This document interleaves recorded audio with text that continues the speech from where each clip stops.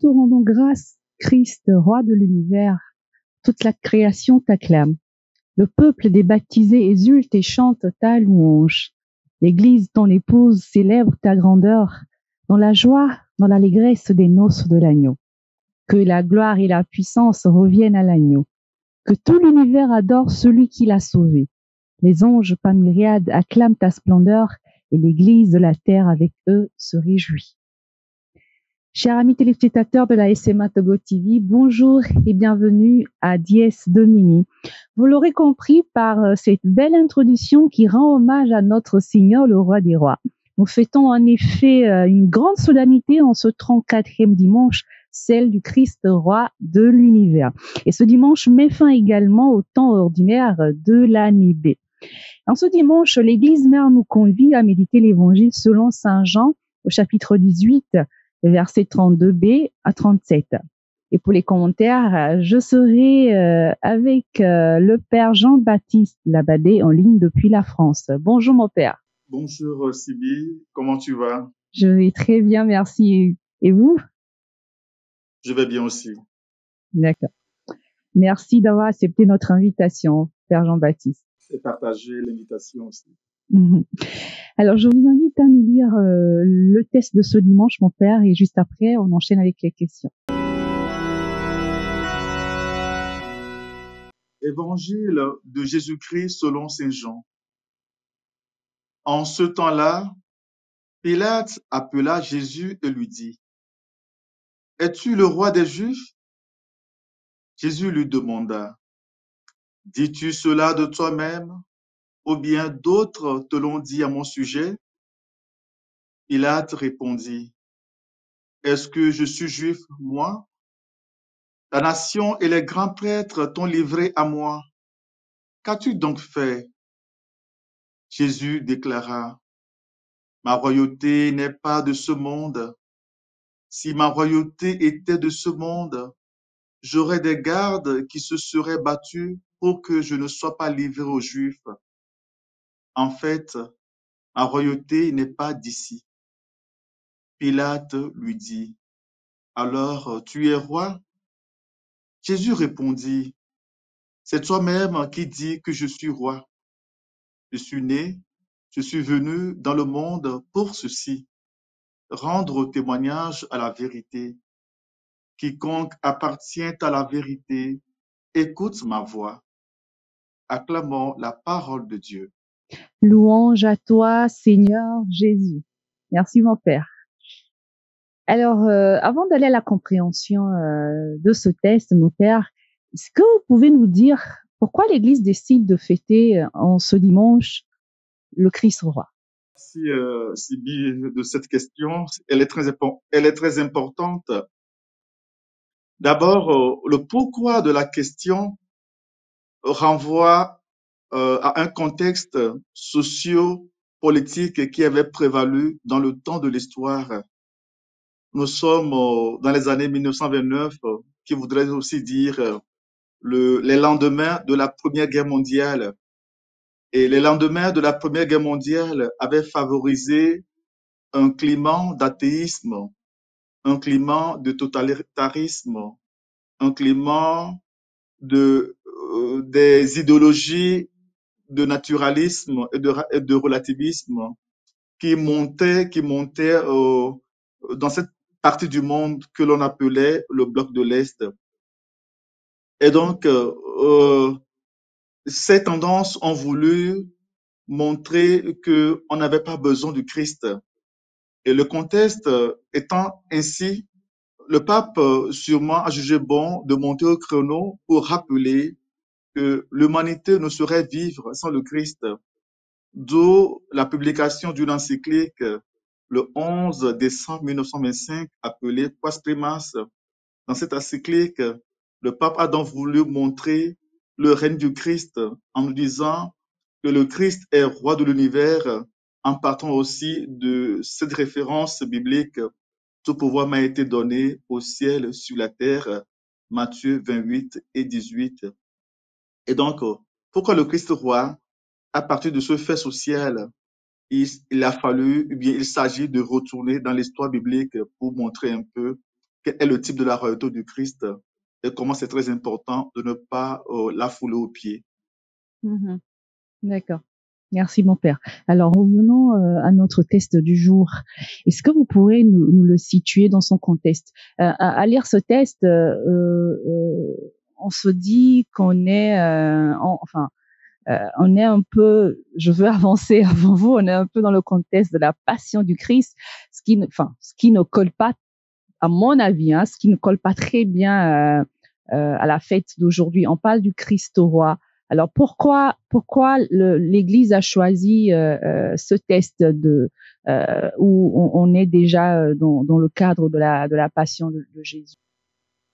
Moi, je crois que il faut y voir tout le paradoxe de la foi chrétienne. Mhm, Nous attendons toujours un Messie sauveur, un mhm, Messie libérateur, un homme fort, mais nous avons eu affaire à un homme apparemment très faible. mhm, Et donc, faire tout le Christ roi et choisir un test qui se situe dans le contexte de la passion ne peut qu'encore exacerber le paradoxe.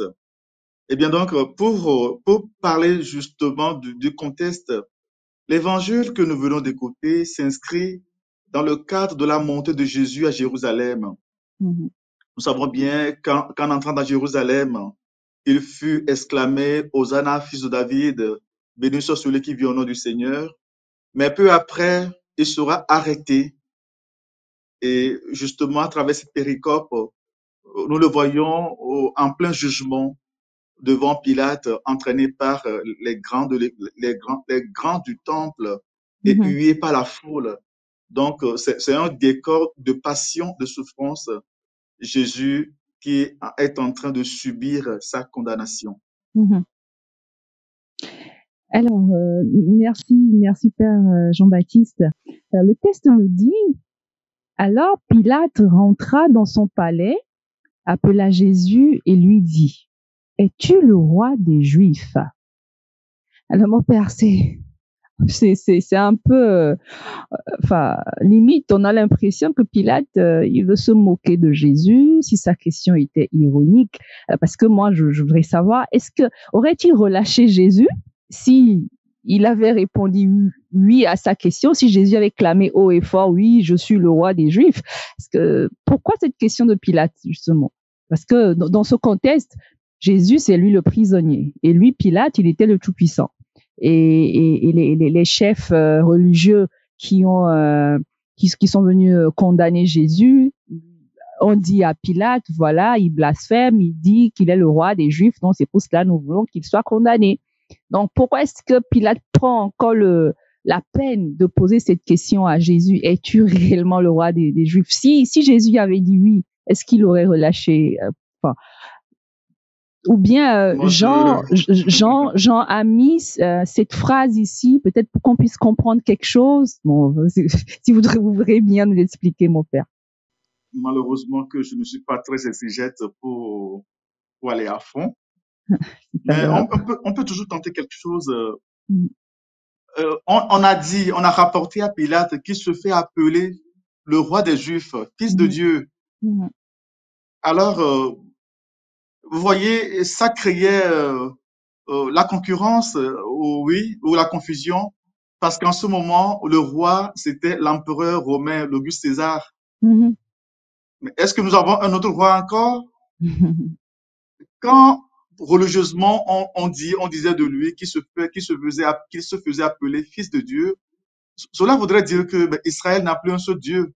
Israël est mhm, finalement deux dieux.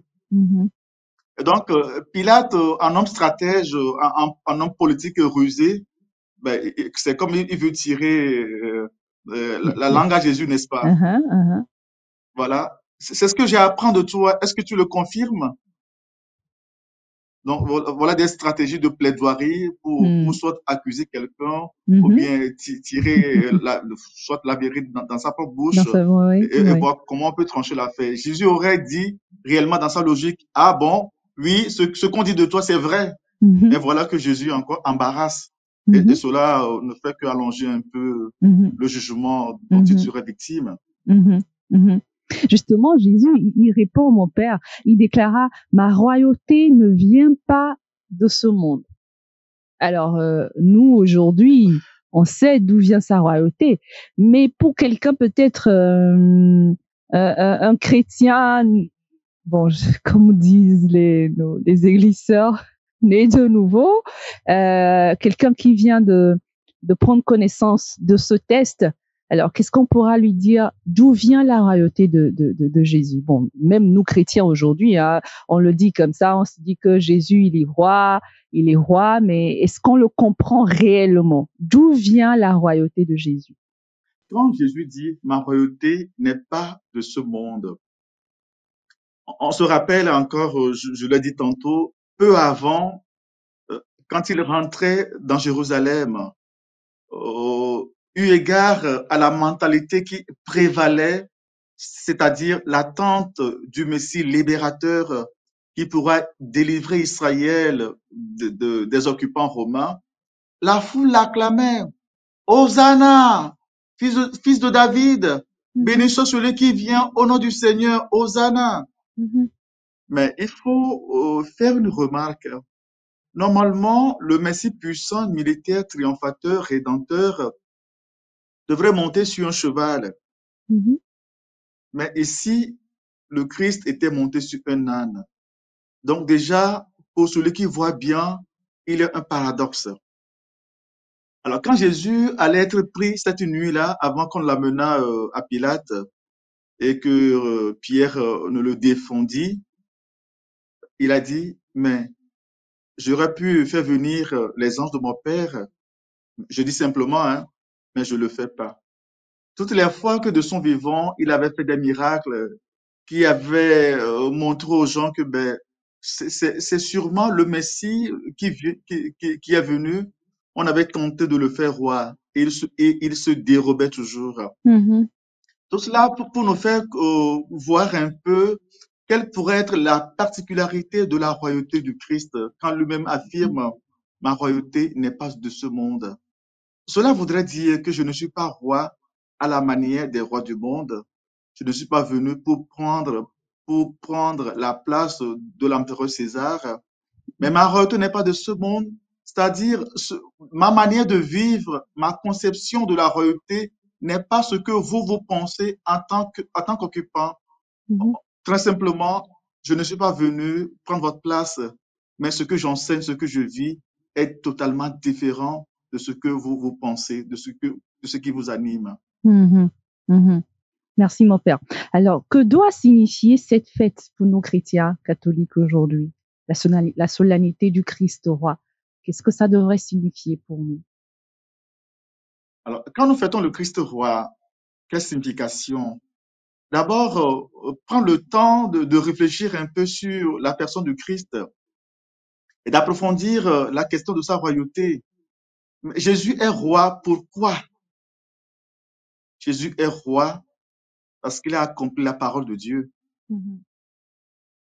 Jésus est roi parce que toutes les prophéties qui ont été dites sur lui, en l'occurrence la promesse de la royauté ne quittera jamais Juda, à sa naissance, quand les mages étaient venus avec l'encens, l'or et la myrrhe, quand à son baptême, le ciel s'ouvrit, l'Esprit descendit sur lui, tu es mon fils bien-aimé en qui j'ai mis mon affection, ce qui semblait aussi à une investiture des rois dans l'Ancien Testament, la transfiguration, jusqu'au discours développement fait par Saint Paul dans Philippiens 2 sur ce qu'on appelle la kénose. Et donc, la royauté de Jésus consiste en le fait qu'il a été un roi obéissant, quelqu'un qui a vécu de bout en bout la parole de Dieu. Alors, pour nous chrétiens qui devrions participer à la royauté du Christ, cela voudrait dire quoi? Mais c'est Jésus même qui nous le dit déjà. Écouter la parole de Dieu et la mettre en pratique. Chaque fois que nous écoutons la parole de Dieu et que nous la mettons en pratique, nous participons à la royauté de Dieu, sachant que cette royauté ne consiste pas forcément à être Premier ministre, être ministre de la Défense, que sais-je encore, mais il s'agit simplement de vivre, de mettre en pratique la parole de Dieu. C'est déjà cela, participer à la royauté de Dieu. Merci, Père Jean-Baptiste. Alors, dernière question, qui peut-être rejoint un peu la question précédente. Que retenir de l'évangile de ce dimanche? Que retenir de cet évangile de la solennité du Christ roi? Bon, c'est la fin qui m'a assez touché.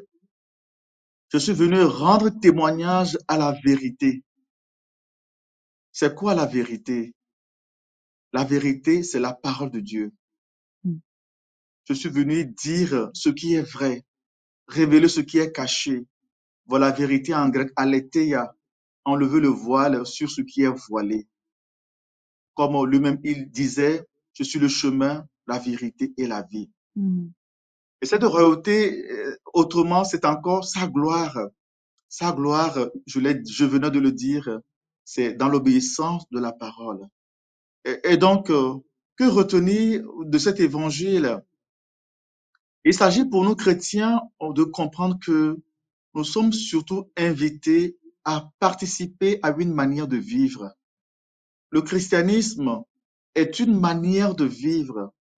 Et cela est très important quand les textes bibliques parlent toujours du témoignage. Et quand nous parlons du témoignage dans la pensée biblique en nous référant à Jésus, je suis venu rendre témoignage en grec martureo. Voilà. Cela voudrait dire témoigner et montrer jusqu'où cela pourrait aller. Et donc, nous chrétiens, quand nous fêtons le Christ roi, il faut aussi nous poser la question de savoir si réellement Jésus venait aujourd'hui, que me dirait-il? Pourrait-il me dire, en me rapportant l'évangile sur les œuvres de miséricorde, venez les bénis de mon Père?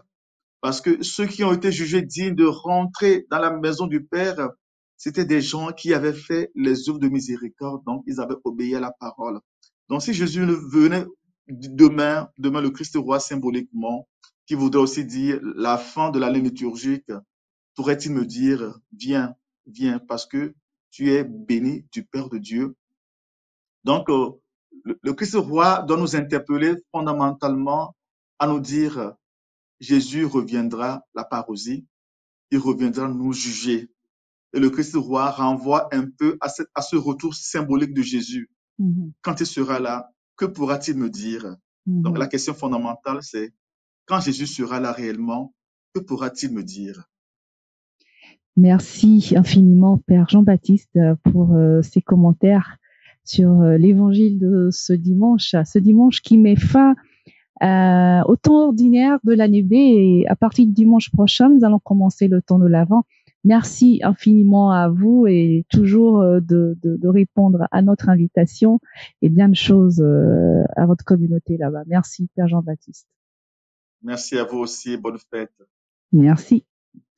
Alors, chers amis, la toute-puissance de la royauté du Christ ne se manifeste pas par la violence et l'oppression, par la vengeance ou la punition.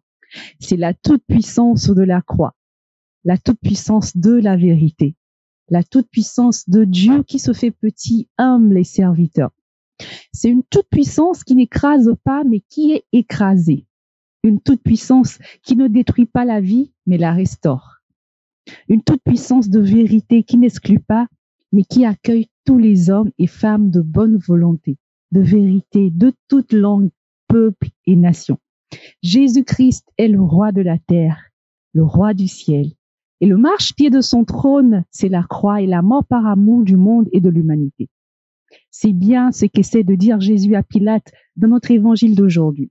Jean déploie d'ailleurs son récit de la passion dans cette perspective du Christ roi, au contraire des synoptiques. À la suite du Christ, nous partageons cette royauté, mais cette royauté ne fait pas de nous les maîtres de l'univers. Le Père vient de le dire, il ne s'agit pas de devenir Premier ministre, ministre de la Défense pour montrer que nous faisons partie du royaume de Jésus. Alors, la royauté de Jésus nous invite à l'humilité du service et de la vérité. Et nous invite à la vérité d'un amour qui se donne et s'offre pour le salut de tous. Sommes-nous toujours dans cette ligne de la royauté du Christ, roi de l'univers, ou ne péchons-nous pas par orgueil en contemplant le monde? Dans un certain sens, ce dernier dimanche du temps liturgique nous ouvre au chemin de l'Avent où nous nous préparons à accueillir le Messie et le roi de l'univers sous les traits d'un petit enfant fragile et rejeté. Si nous passons par la crèche et par la croix, alors nous pourrons accueillir dans nos vies le secret de la royauté du Christ, le secret de la royauté de la vérité, de l'amour, de la paix et de la justice. Merci de nous avoir suivis, chers amis. On se retrouve le dimanche prochain pour un nouveau numéro de Dies Domini. Soyez bénis et très bonne fête du Christ roi à tous. Au revoir.